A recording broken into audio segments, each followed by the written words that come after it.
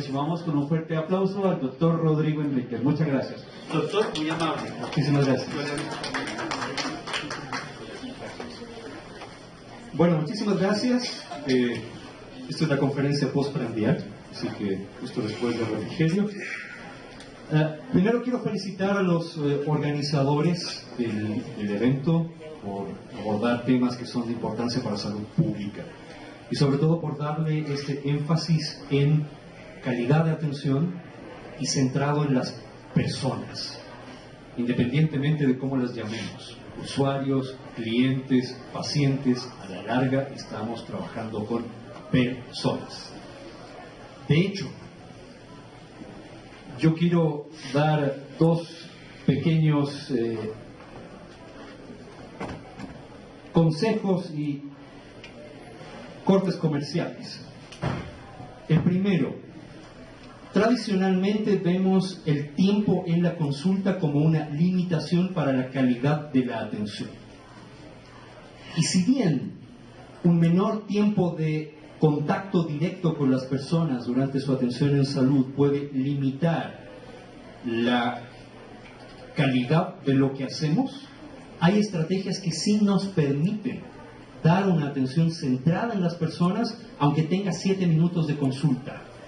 Y eso está más que probado y demostrado en muchos países europeos, en donde el promedio de tiempo de contacto entre profesional de salud y las personas que acuden está entre los 7 a 10 minutos. ¿Cuáles son las cosas que sí podemos hacer en 7 a 10 minutos?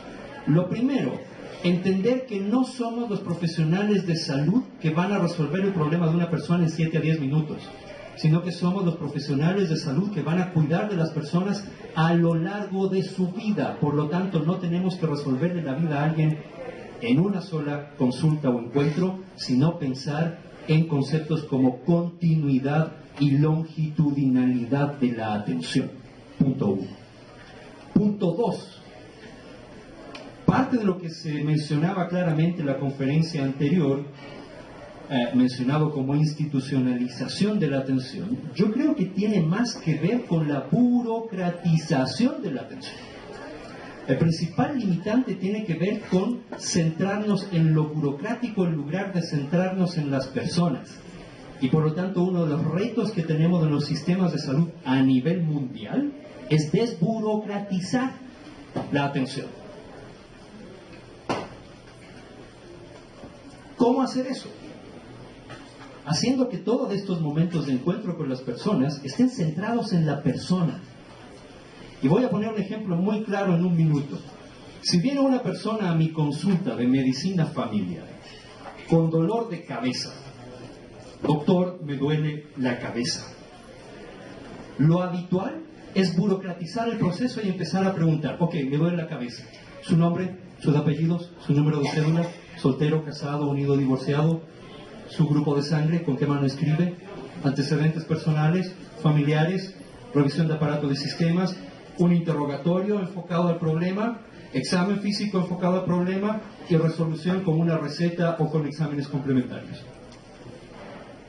Convertimos el encuentro en un procedimiento burocrático. Y eso muchas veces nos desvía del propósito de centrarnos en las personas. Si en cambio, cuando una persona llega y te dice, doctor, me duele la cabeza, lo primero que hago es hacer eco. Ah, le duele la cabeza. Cuénteme un poco más. ¿Qué le preocupa de su dolor de cabeza? Ah, me preocupa porque mi papá, que murió de un cáncer cerebral, también tenía estos dolores de cabeza. Ok. ¿Y por qué cree usted que tiene un cáncer cerebral? Ah, porque mi papá lo tuvo y tal vez podría ser hereditario. ¿Y cómo espera que yo le ayude con este dolor de cabeza? Yo quisiera, doctor, que me haga una resonancia magnética para ver si tengo o no tengo un tumor en la cabeza. El mensaje clave aquí es, yo puedo iniciar una consulta centrada en las personas con 3 preguntas. Empezar una consulta centrada en las personas con pie derecho, pie, indagando preocupaciones, ideas y expectativas. En el momento en que indago preocupaciones, ideas y expectativas de mi paciente, yo puedo contrastar esas preocupaciones, ideas y expectativas del paciente con mis preocupaciones, ideas y expectativas como profesional sanitario y tratar de empatar agendas. Porque la calidad se consigue, la satisfacción del usuario se consigue cuando somos capaces de empatar agendas.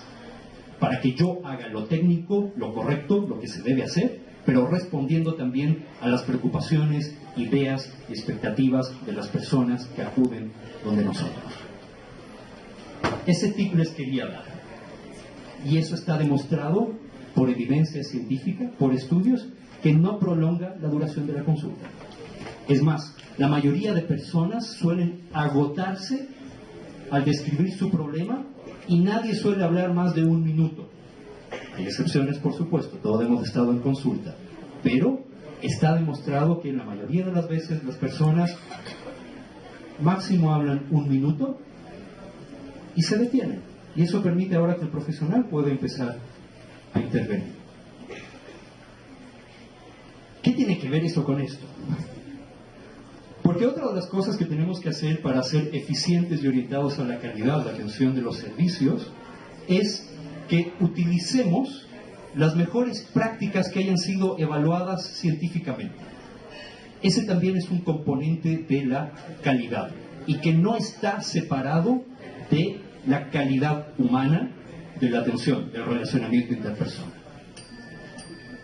Además, cuando hablamos de calidad, muchas veces el auditor, el mismo profesional o el jefe de servicio, o el director de hospital, necesita estándares para contrastar lo actuado versus un ideal de actuación. De allí la importancia de construir estándares o de identificar estándares que nos sirvan como baremo para contrastar lo actuado con lo ideal y emprender actividades de mejora. La calidad no sirve si es que es punitiva. La calidad es un proceso de acompañamiento para mejorar, no es una actividad para cortar cabezas. Y es la otra cosa que también tenemos que entender. Yo quiero hablar rápidamente acerca de algunas estrategias para identificar evidencia que puede estar publicada como un apoyo para los procesos de mejora de calidad, como un insumo más para la toma de decisiones, no el único y no necesariamente el más importante, ojo con esto, y cómo nos puede servir también para ir elaborando nuestros propios estándares de atención. Y al respecto, quiero rescatar uno de los párrafos de la publicación que marca el hito de un paradigma que ha sido muy manoseado lastimosamente y ha servido también de caballo de Troya para muchas atrocidades, pero que en esencia este paradigma decía claramente que necesitamos una nueva forma de practicar medicina que disminuya el énfasis en la intuición, que disminuya el énfasis en la experiencia clínica no sistematizada y el razonamiento fisiopatológico como únicos argumentos para tomar decisiones. Y esto significa adoptar una práctica en la cual de manera consciente, proactiva, tratamos de integrar 4 grandes insumos para la toma de decisiones. Nuestro conocimiento del contexto, porque no me sirve de nada haberme graduado en Harvard si yo creo que lo que aprendí en Harvard me va a servir trabajando en el Tiputini.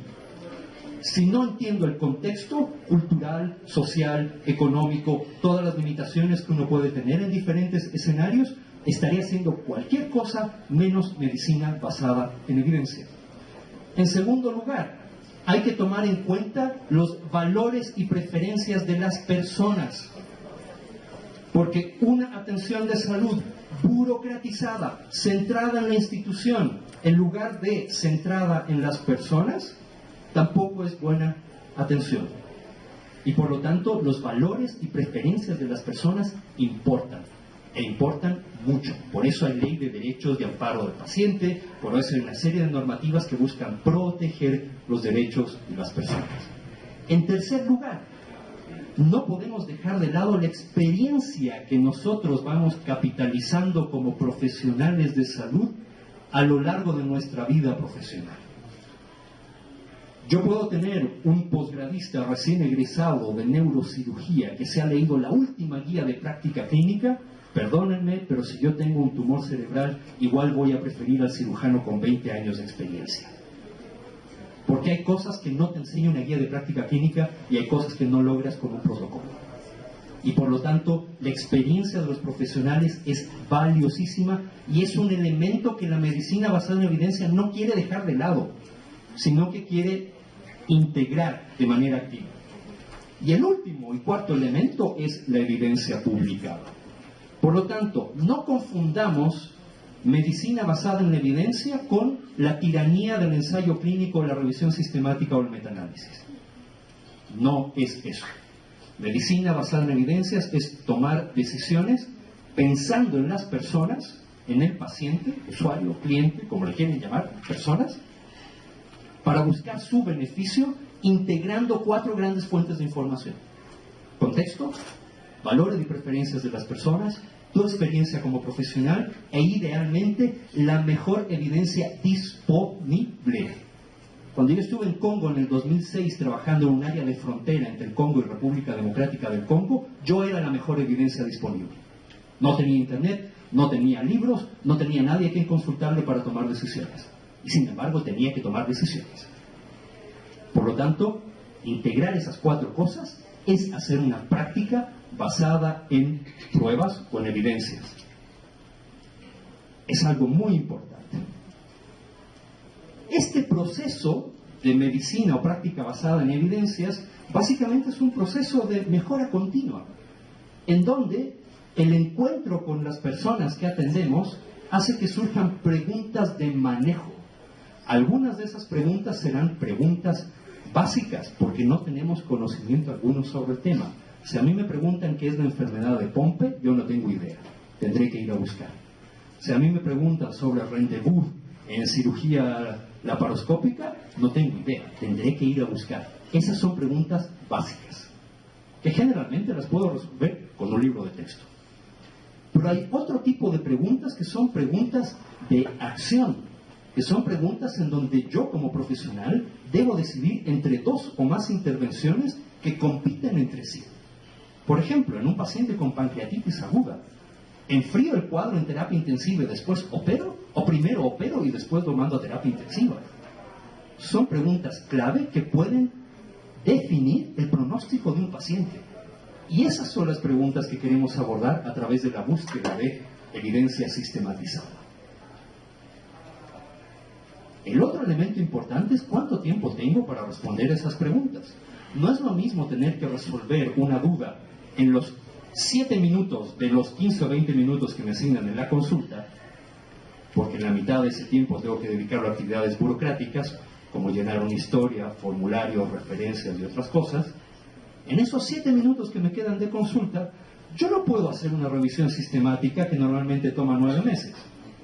Porque el paciente está ahí y tengo que responder a su pregunta en ese momento. Por lo tanto, necesitamos generar fuentes precocidas de evidencia, que ya fueron filtradas y evaluadas por expertos en el área y que orienten al profesional para tomar decisiones rápidamente. Un algoritmo pegado en la pared de la sala de partos para saber cómo atender una distocia de hombros.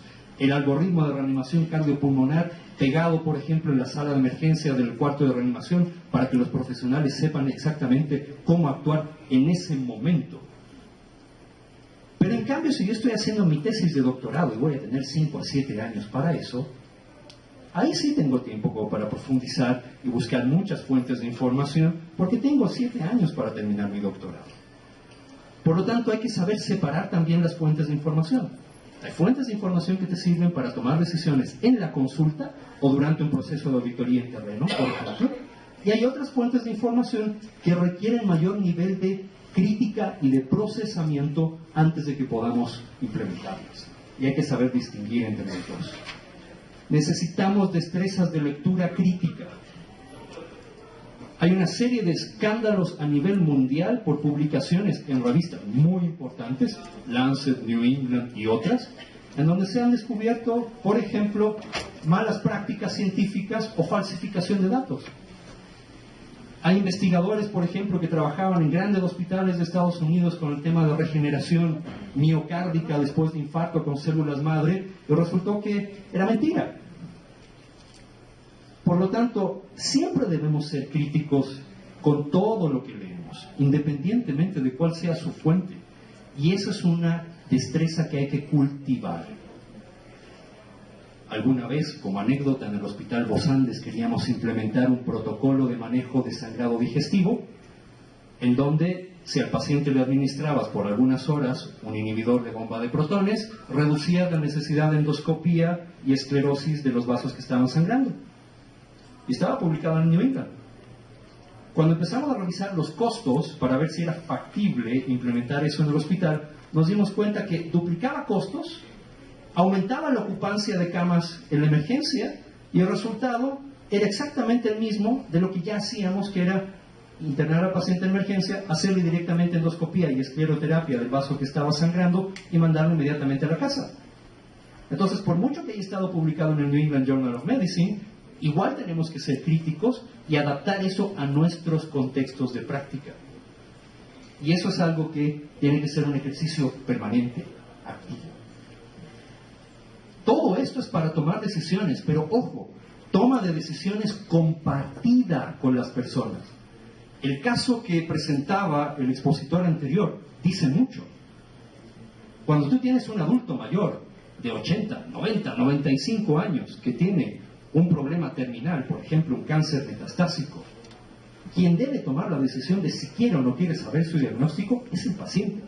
Quien debe tomar la decisión de si informa o no a sus familiares es el paciente. Y mientras esa persona sea competente, no me importa que tenga 120 años de edad, tiene todo el derecho constitucional de tomar sus propias decisiones. Y me podrán linchar los familiares, pero es el paciente quien deberá decidir si quiere o no quiere transmitir esa información a sus familiares.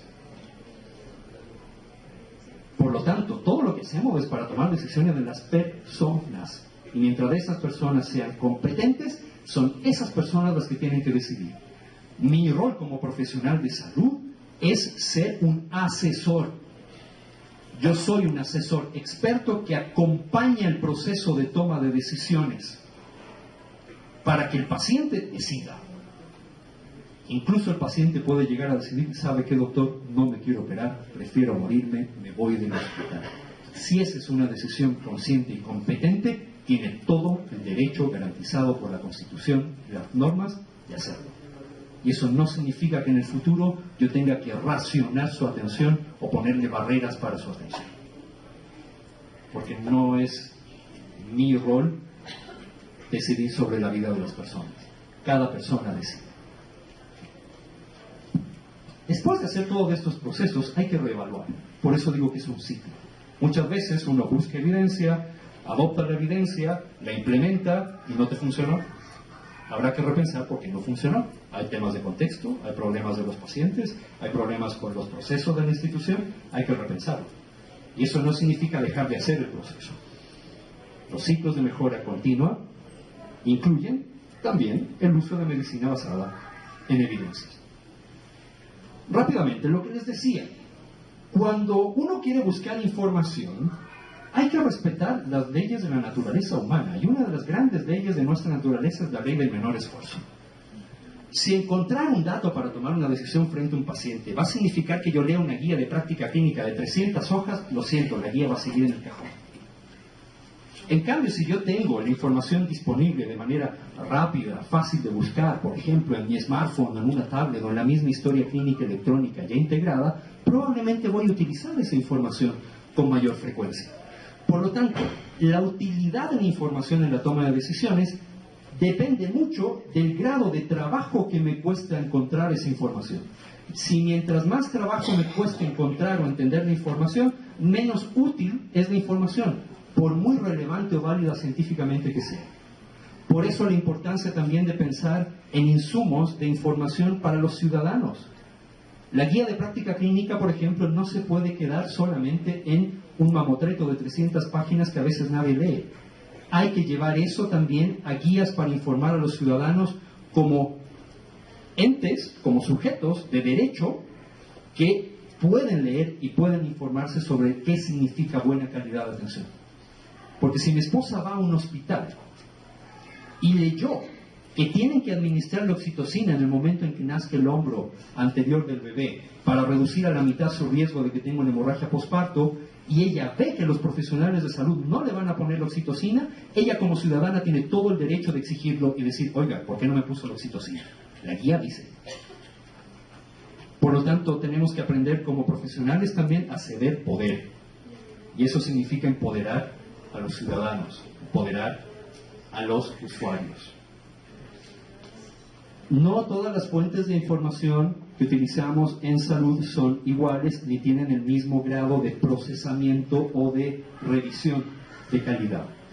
El ideal sería contar con evidencia precocida, que se identifica fácilmente, podemos identificar la información útil en poco tiempo, y el ideal es que esa información esté integrada a la historia clínica electrónica. Si yo tengo una mujer embarazada que viene con infección de vías urinarias, que en la historia clínica electrónica me salte una alerta cuando yo quiero mandarle una quinolona a esa mujer embarazada y me diga, no, en embarazo, no de quinolonas, de este otro medicamento. Ah, ok, ya. Esa información sería ideal, esa información sería muy interesante. Lastimosamente todo esto todavía sigue en fase experimental. No contamos con sistemas de historia clínica electrónica que logren integrar para la toma de decisiones este tipo de insumos todavía. Pero hacia allá hay que trabajar, hacia allá hay que ir. Lo que nos queda es más bien utilizar resúmenes que nosotros como colectivo hemos también elaborado. Por ejemplo, consensos, guías de práctica clínica, protocolos que estén centrados en nuestra realidad. Por eso si a mí me preguntan, ¿prefiere el protocolo de Estados Unidos, el europeo o el del Ministerio de Salud? Si hay un estándar del Ministerio de Salud, yo voy a preferir el del Ministerio de Salud. También hay libros electrónicos basados en evidencia. Por lo tanto, ¿qué insumo deberíamos priorizar en la toma de decisiones? Guías de práctica clínica, mientras más locales, mejor, mientras más adaptadas, mejor, y estos insumos como libros electrónicos basados en evidencia que se actualizan rápidamente, UpToDate, Dynamed y otros que ya les voy a mostrar.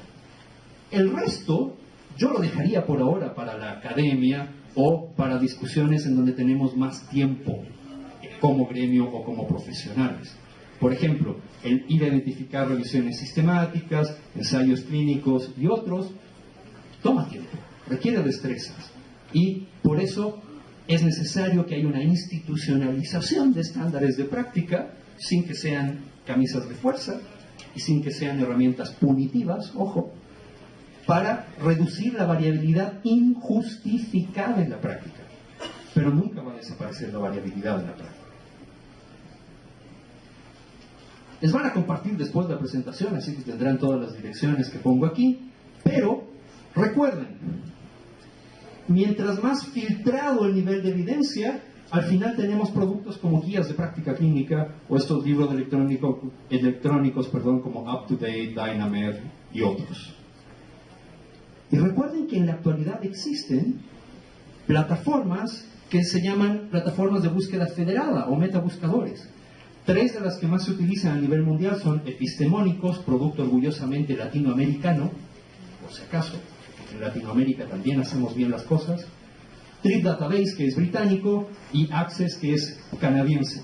La ventaja de estas plataformas es que te permiten filtrar rápidamente evidencia de buena calidad, y el buscador es sumamente fácil de usar, es casi como usar Google. Algunos principios de búsqueda. Siempre que tengan una duda, siéntense a escribir esa pregunta.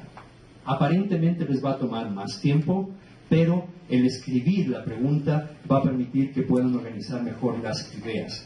Transformen su pregunta en una pregunta estructurada, utilizando ya sea el acrónimo PICO, en Chile no puedo decir esto, o PECOTS.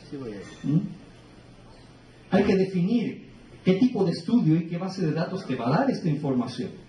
Hay que tratar de generar palabras clave que te permitan identificar mejor las fuentes de información y utilizar etiquetas y otras para los campos de búsqueda.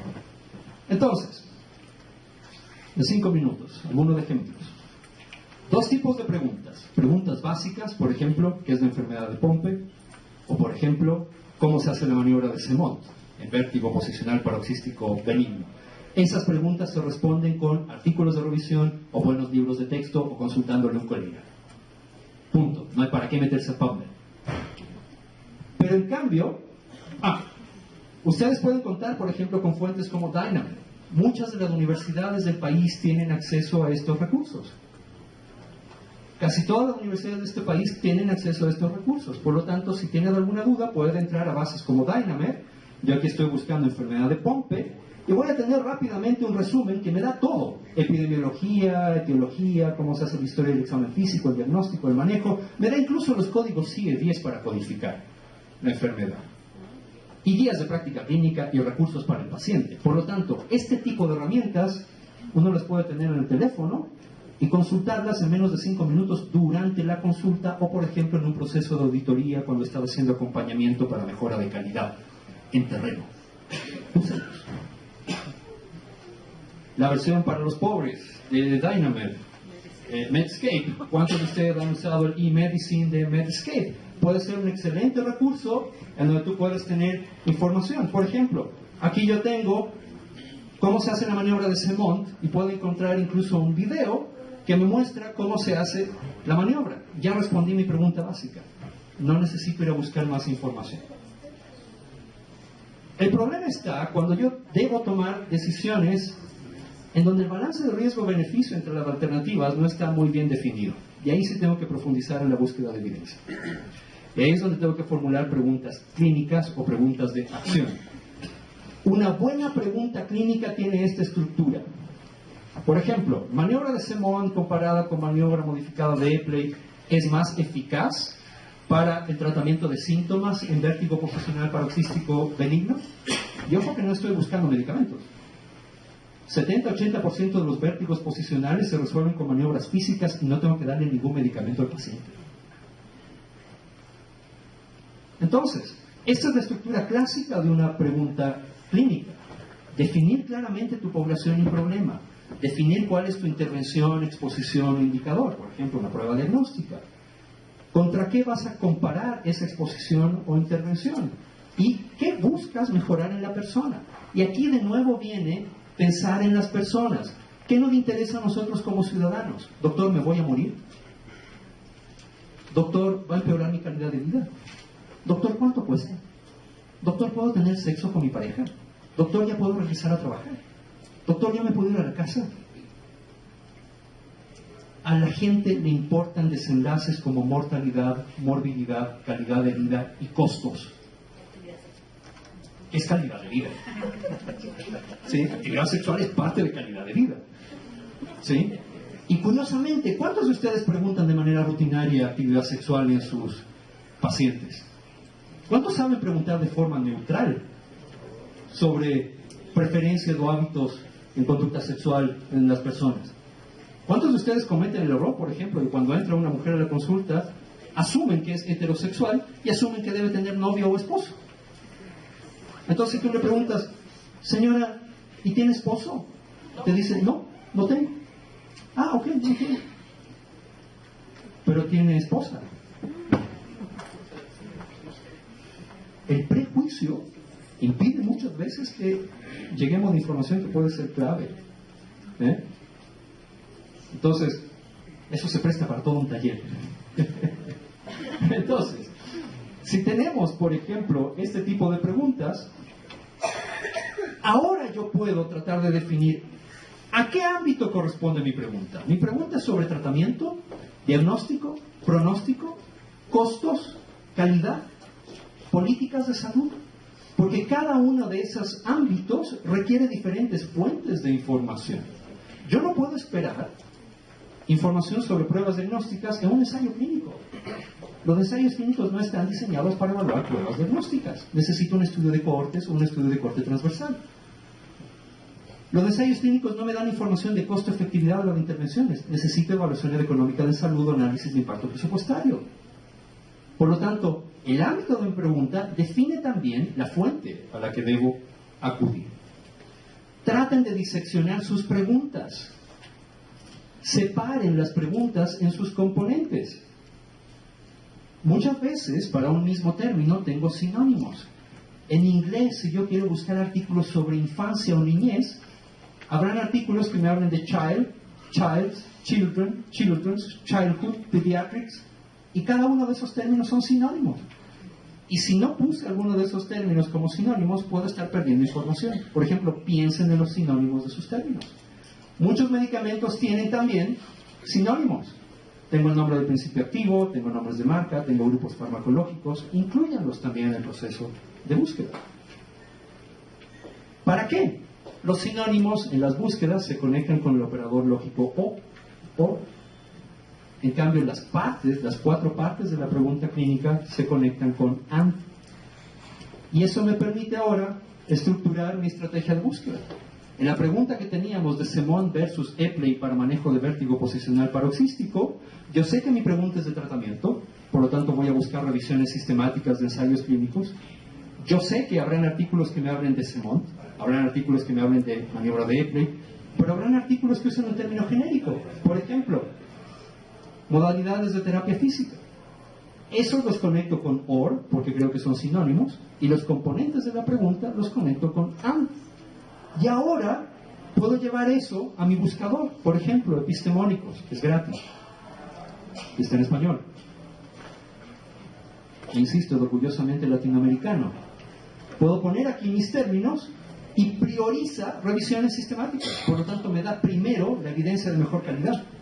En menos de un minuto ya tengo la respuesta y tengo una revisión sistemática que compara esas intervenciones.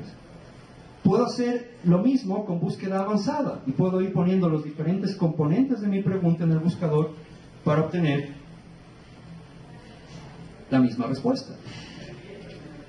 Y muchos de ustedes estarán familiarizados con el uso de PubMed. Yo también lo estaba hace 2 semanas que cambiaron la interfaz. Así que ahora hay una nueva interfaz de PubMed y hay cosas donde una vez se pierde, pero esta es la nueva interfaz. Lo clave aquí es, siempre busquen primero si hay un término controlado para el tema que están buscando. Por eso uno va primero a Mesh, busca el término, identifica cuál es el vocabulario controlado y ese es el que yo voy a copiar y pegar en PubMed. ¿Sí? Lo combino con los otros términos. Por ejemplo, voy a buscar Epley en el título del artículo, Semon en el título del artículo, vértigo como término de vocabulario controlado, y después voy a aplicar un filtro en donde marco solo revisiones sistemáticas y puedo identificar rápidamente información que puede cambiar mi práctica. ¿Sí? Recuerden que uno puede forzar a buscadores como PubMed para identificar información en lugares específicos. Si yo pongo junto a la palabra que busco la etiqueta TI, obligo al buscador a identificar la información en el título. Si pongo TIAB, va a identificar la palabra o en el título o en el abstract. Y si yo combino eso con el término Systematic SB, voy a filtrar rápidamente revisiones sistemáticas. ¿Así? Artículos sobre vértigo, las maniobras que me interesan y quiero concentrarme en metaanálisis. Como estoy poniendo etiquetas, obligo a PubMed a darme resultados que sean más relevantes. Y llego a lo mismo. ¿Ok? Eso es como una búsqueda teledirigida, como un misil. Finalmente, recuerden que hay bases de datos especializadas. Si ustedes tienen problemas de fisioterapia, Pedro es una excelente base de datos, especializada en fisioterapia. ¿Tienes pacientes con dolor de hombro y no sabes cómo tratarlos? Anda a Pedro, pedro.org.au, y puedes encontrar, por ejemplo, guías de práctica clínica, revisiones sistemáticas, metaanálisis especializadas en fisioterapia. Y por supuesto, recuerden también que tenemos la Biblioteca Virtual en Salud, ¿sí? OPS, donde hay mucha información latinoamericana que no está en otras bases de datos, y la lógica de funcionamiento es la misma. Identifico palabras clave en búsqueda avanzada, por ejemplo, vértigo, y puedo llegar a los mismos resultados que en otras bases de datos. ¿Sí? Esto se presta para un taller de un día. Lo ideal es hacerlo en la práctica. Voy a decepcionarlos porque la evidencia dice que este tipo de conferencias, el porcentaje de retención es menor del 5% y en una semana ya se olvidaron de lo que les dije. Sin embargo, el objetivo es sensibilizar a la audiencia e invitarlos a que empiecen a utilizar estas herramientas. Y no olviden que cualquiera de estas herramientas la usamos pensando en las personas que cuidamos. Muchas gracias.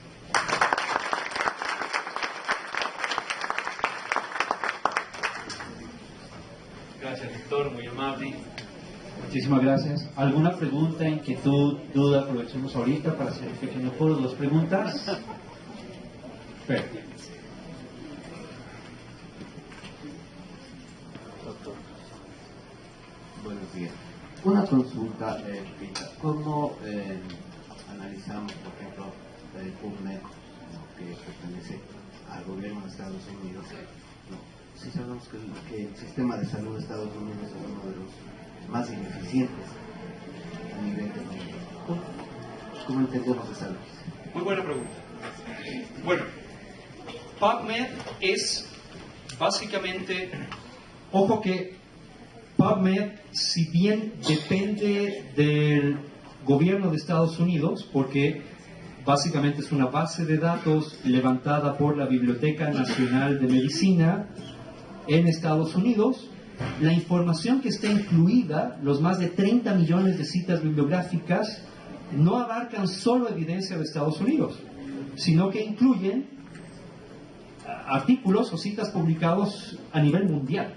De hecho, tú encuentras mucha literatura sobre Ecuador, sobre Latinoamérica, de España y África, otras regiones del mundo, en PubMed. Pero sí estoy totalmente de acuerdo, es decir, yo no satanizaría PubMed por el hecho de que está en Estados Unidos y que sí, totalmente de acuerdo y está más que comprobado, es el sistema de salud más ineficiente e inequitativo del mundo. El gasto promedio por persona en Estados Unidos, gasto, no inversión, gasto promedio por persona en Estados Unidos está entre los $10,000 a $18,000 por persona por año y tienen menor esperanza de vida, mayor inequidad en el acceso y menores resultados de salud que muchos países que tienen sistemas de salud con medicina socializada. Por eso hay que fortalecer también la seguridad social en los países. Y la salud tiene que ser pública. ¿Sí? Entonces, yo separaría las dos cosas.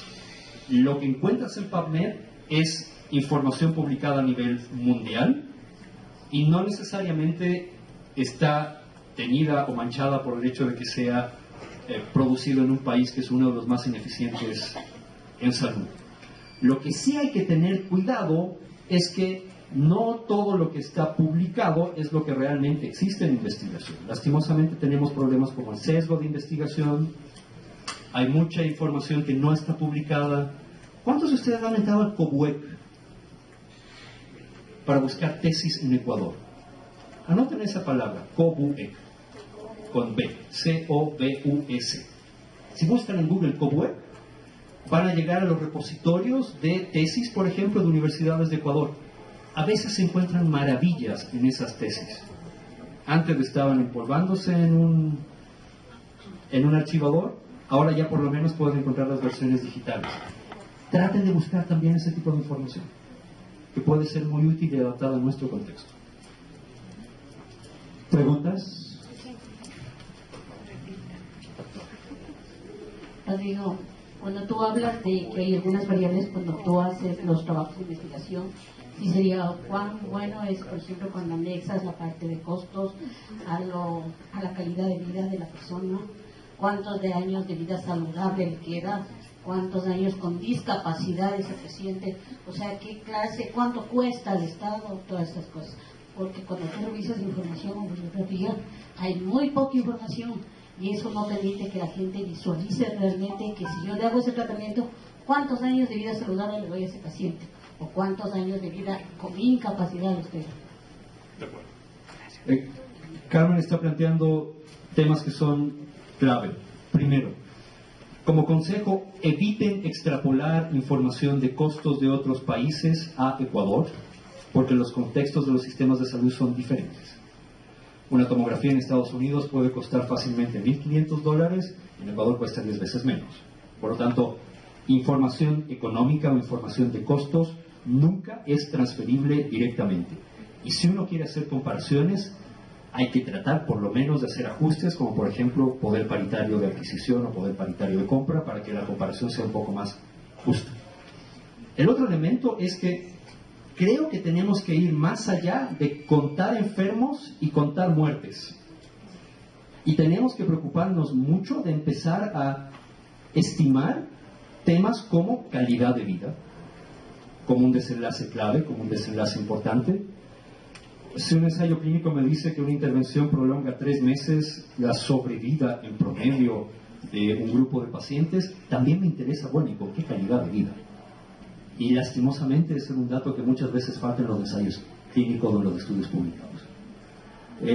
Hay que pensar en calidad de vida.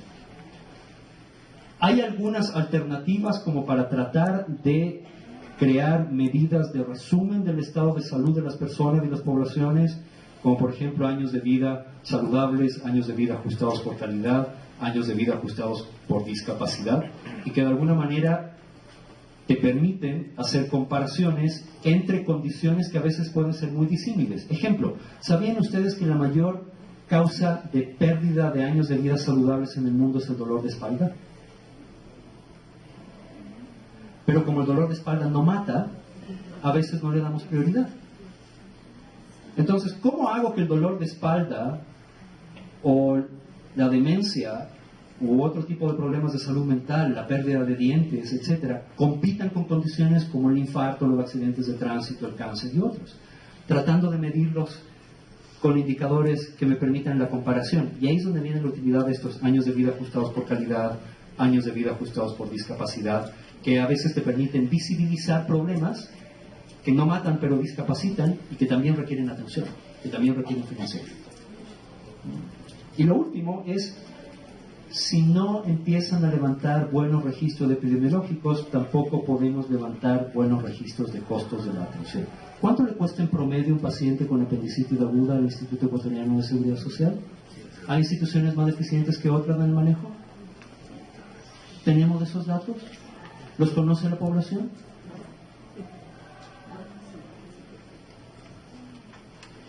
Rodrigo, una pregunta. Evidentemente estas aplicaciones de búsqueda de evidencia científica son importantísimas para aquellos hospitales, para la actualización médica y la docencia, deberían ser básicas. Sin embargo, ¿cómo miras tú el hecho de que si nosotros como profesionales de la salud estamos actualizándonos a través de estas aplicaciones, en algún momento de la vida vamos a tener cierta limitación en cuanto a que no guarden una estrecha relación con los medicamentos que están en el cuadro nacional de medicamentos básicos? Bueno, por eso la necesidad de empezar a construir evidencia local.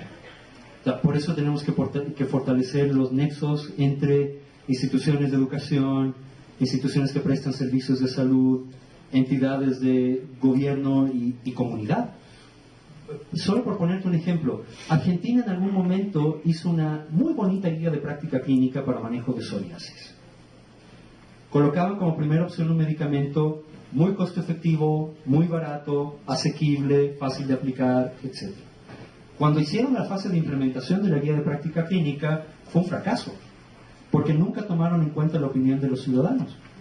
Y los ciudadanos decían, oiga, pero yo no voy a usar esta crema. ¿Pero por qué no? Si la evidencia dice que es mejor, sí, pero apesta.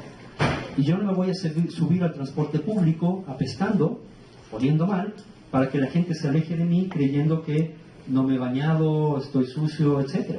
Entonces, será la maravilla para curar la psoriasis, pero altera mi calidad de vida.